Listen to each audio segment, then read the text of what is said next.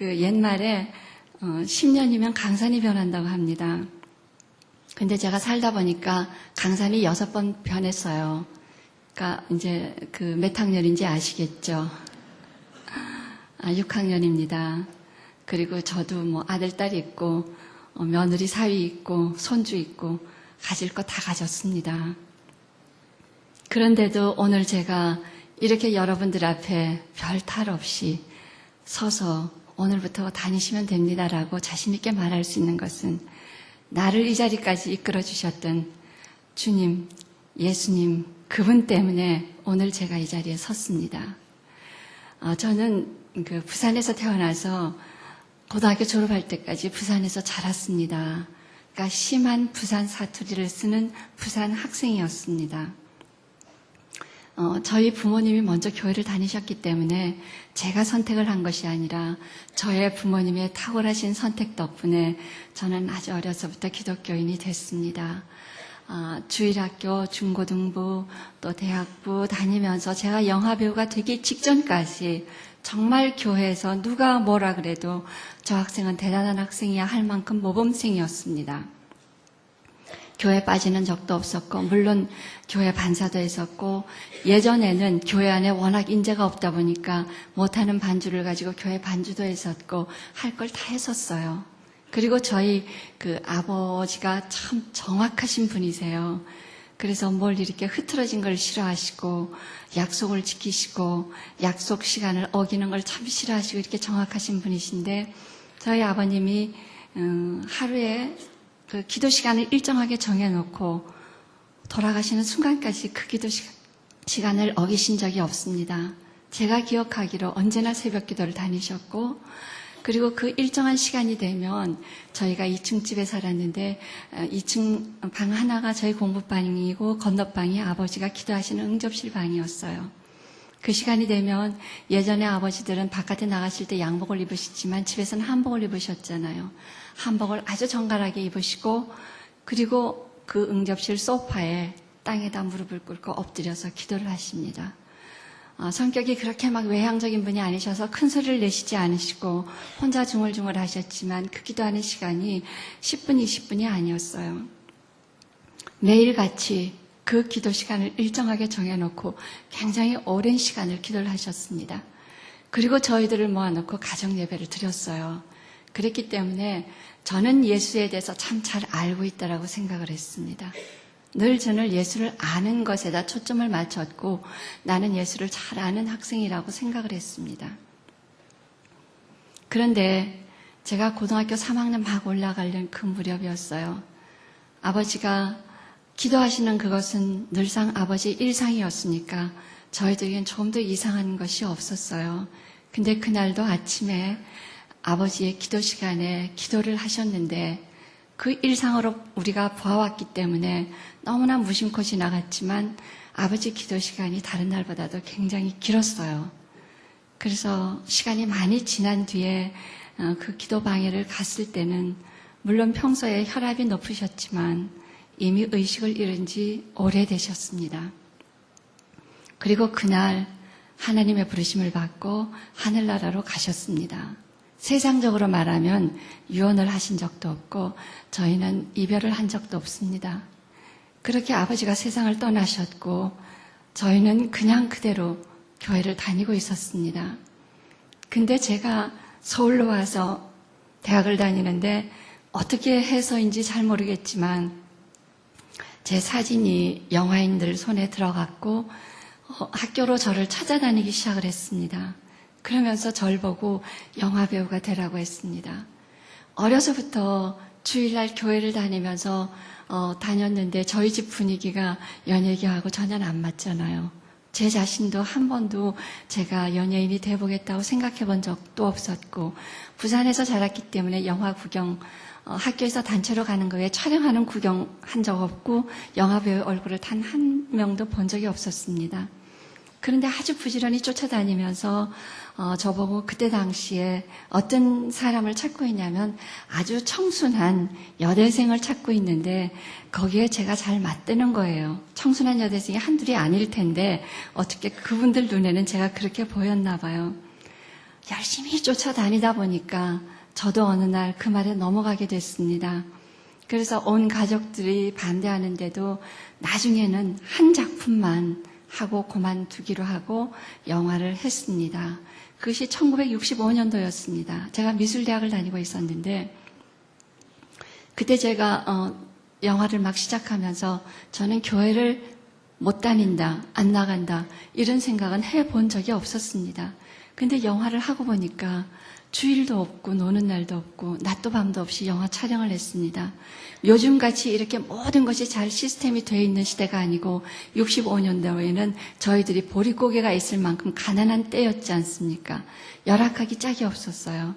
그렇게 영화 촬영을 하다 보니까 자연히 주일날 교회를 갈 수가 없었습니다. 그래서 처음에는 갈 수가 없어서 못 갔습니다. 근데 나중에는 제가 안 가게 됐습니다.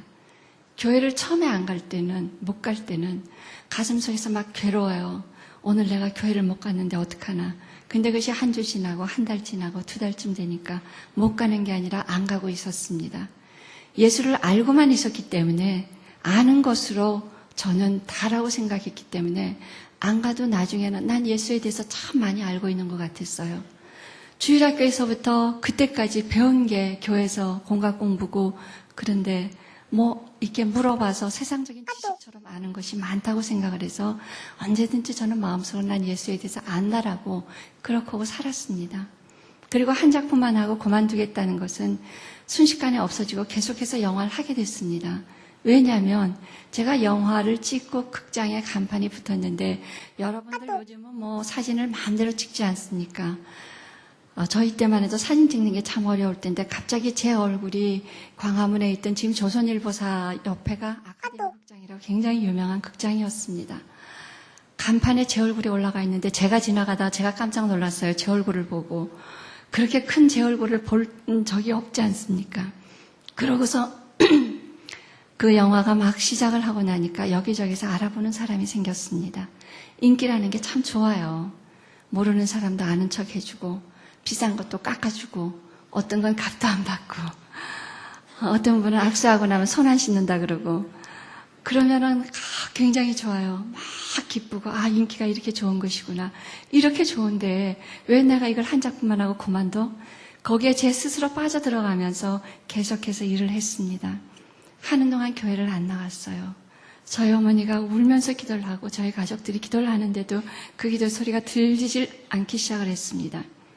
그리고 세월을 지나가는데 참 이상하게도 처음에 그렇게 좋던 인기가 점차 가슴속에서 이상하게 큰 구멍이 뚫리기 시작을 해요. 물론 인기가 있으니까 박수 받고 인기 있으니까 일하고 일하니까 돈 벌고 참 좋아요. 그런데 이상하게 돈을 벌고 인기가 있을수록 제 가슴속에 구멍이 크게 뚫리면서 뭔가가 이렇게 허전해요. 채워지지가 않아요. 그리고 제 스스로에게 자꾸 이렇게 질문을 하게 됐습니다. 너는 지금 네가 원하는 길을 가고 있느냐? 너 정말 너 가야 할 길을 가고 있는가? 이렇게 내 스스로에게 질문을 해보면 대답이 없어요. 정말 내가 가야 할 길을 가고 있는가? 대답을 할 수가 없었습니다. 그러면서 인생에 대한 고민이 생기기 시작을 했습니다. 내가 이 길을 계속 갈 것인가? 이것이 내가 정말 가야 할 길인가? 이것이 내 인생의 정말 목표인가? 이러고 있으면서 한참 고민을 할 때 생각지도 않았던 별로 의미를 주지 않았던 저희 아버지의 기도하시던 모습들이 떠오르기 시작을 했습니다. 왜 우리 아버지는 그렇게 기도를 하셨고 하루에 그렇게 여러 번씩 기도를 하시고 여러 시간을 기도를 하셨고 마지막 순간까지 세상의 표현으로는 아무런 것 없이 오직 하나님과 대화하시다 가셨는데 왜 그렇게 기도를 하셨을까? 그러다가 어느 날 문득 이런 생각이 들었습니다. 우리 아버지가 무슨 욕심이 있어서 당신 자신을 위해서 그렇게 기도를 하셨겠습니까? 6 자녀를 뒀는데 우리 아버지가 그렇게 하셨던 것은 사랑하는 6 자녀들을 위해서 그렇게 오랜 세월 기도를 하신 게 아닐까.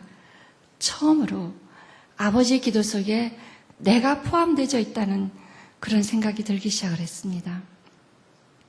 그러면서 우리 아버지는 날 위해서 어떤 기도를 하셨을까? 모르겠습니다. 기도 아마 들어보질 않았어. 그러나 내가 처음 깨달았을 때나 지금이나 분명하게 드릴 수 있는 말씀 하나는 저희 아버지가 저희 형제들을 위해서 기도하고 저를 위해서 기도를 하셨을 때 그리스도 안에서 그 인생이 살아주기를 원하신 것만은 틀림이 없었습니다. 근데 저는 그리스도 바깥에서 세상적인 인기, 세상적인 행복, 세상적인 쾌락 그런 것에다가 제 인생의 목표를 맞춰놓고 살고 있다가 내 가슴속에 크게 구멍이 뚫려 있는 것을 깨닫게 됐습니다. 그리고 제 발로 다시 교회를 찾아가서 교회를 다니고 있는데 역시 저는 예수에 대해서 알고 있었습니다. 그냥 계속 들으면서 난 저것도 아는구나, 저것도 아는구나 이러고 있을 때 몇몇 사람이 연예인들이 성경 공부를 하면서 같이 성경 공부를 하자고 돌아가신 후라이보이 곽규석 씨가 저한테 전화를 했는데 그때 제가 속으로 굉장히 웃었습니다. 아니 성경 공부를 하다니 할 공부가 없어서 성경 공부를 하나. 내가 얼마나 예수에 대해서 어려서부터 많이 듣고 자라서 알고 있는데 무슨 새삼스럽게 공부를 하나. 그러다가 권유회에서 참석을 했습니다. 그들은 물론 성경 공부한 지 얼마 되지 않은 저희들의 동료들이었습니다.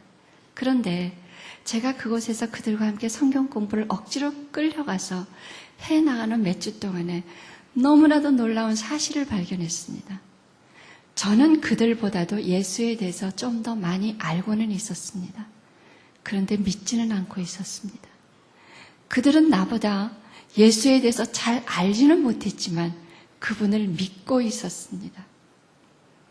아는 것과 믿는 것에 엄청난 차이를 제가 그 자리에서 발견하고 너무나도 충격을 받았습니다. 어떤 책을 보니까 세상에서 가장 먼 여행이 머리에서부터 가슴까지가 가장 먼 여행이라고 하는 글을 읽었습니다. 정말 그랬습니다. 예수를 아는 것과 머리로 아는 것과 내 마음으로 믿는 것은 너무나도 엄청난 차이였습니다. 그것은 먼 여행은 아니었습니다. 내 입으로 고백만 하면 됐었는데 왜 제가 그런 발견을 했냐면 성경 공부를 하는데 저는 기쁘지가 않아요. 그 시간이 힘들어요. 빨리 지나갔으면. 그런데 그분들은 얼굴이 기뻐요. 참 기뻐요. 세상적으로 이렇게 따져보면 제가 인기가 있는 것 같고 사는 형편도 제가 나은 것 같고 여러 가지 그런 것 같은데 저는 그런 표현을 못하겠는데 그분들은 얼굴이 그렇게 밝고 평온하고 기쁠 수가 없었습니다. 그리고 예수 믿으니까 기쁘다는 말들을 하고 있었습니다. 그날부터 너무나도 충격을 받아서 제가 집에 돌아가서 생전 안 하던 기도를 이런 기도를 하기 시작했습니다. 하나님, 나는 많이 알고 있다고 생각을 했습니다. 그런데 아는 나는 기쁘지 않습니다.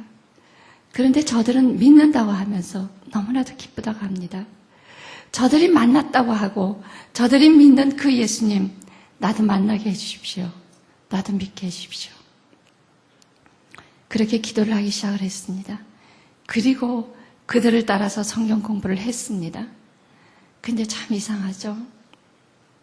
내가 예수에 대해서 알고 있다고 그렇게 교만할 때는 그 시간이 그렇게 지루하고 힘들었는데 예수님, 주님, 나도 좀 만나주십시오. 나도 좀 만나주십시오. 입으로 고백했고 그리고 성경 공부를 하는 동안에 어느 순간부터 저도 모르게 그 속에 빨려들기 시작을 했었습니다. 성경 공부 시간이 기쁘고 찬송을 부르면 눈물이 나고 그들과 함께 기뻐하고 있고 그런 모습을 제 스스로 발견하면서 너무나도 놀랐습니다.